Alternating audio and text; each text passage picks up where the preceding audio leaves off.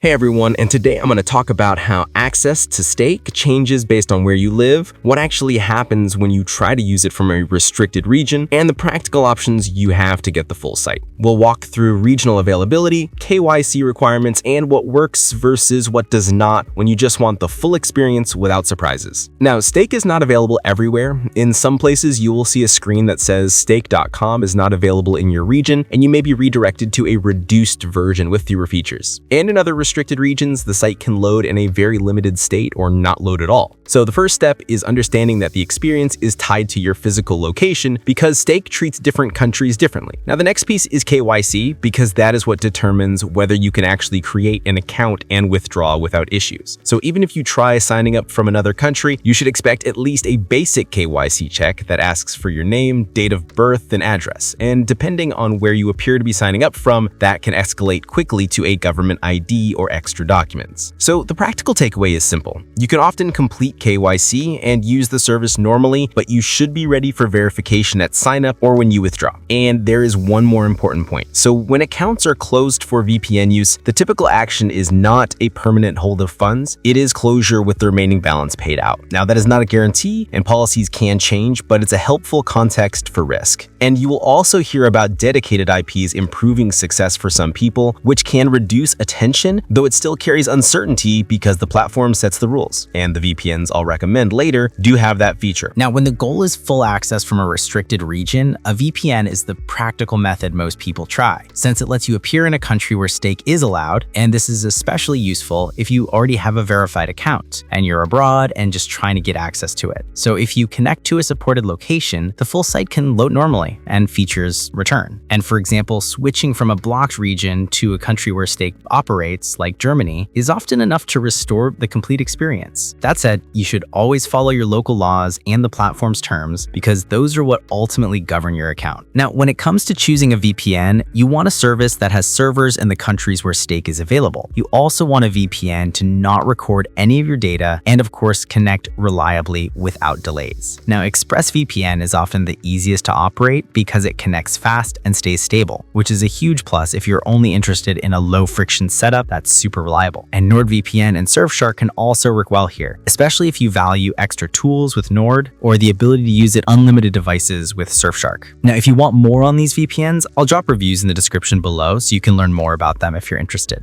So let me show you how this looks in a simple real-world example. Now, if you connect through a US location and load stake.com, you can see the not available in your region message, and you'll be redirected to a US version with fewer features. And that's the expected behavior because the site is checking where you appear to be and shaping your access based on that. And if you disconnect from that US location and reconnect through a country where stake is allowed, like Germany, the full site loads normally again. So this is the basic pattern. Restricted regions either block you or push you to a limited experience, and supported regions restore the complete site. And that is why location is the first lever most people adjust when they want full access. Now, on KYC, here's what you should expect step by step. So level 1 is the baseline, and it asks for your name, date of birth, and address. And depending on the country you appear to be in when you sign up, the system can escalate right away to a government ID or other documents. And many people report that once KYC is completed, they can play and withdraw without issues,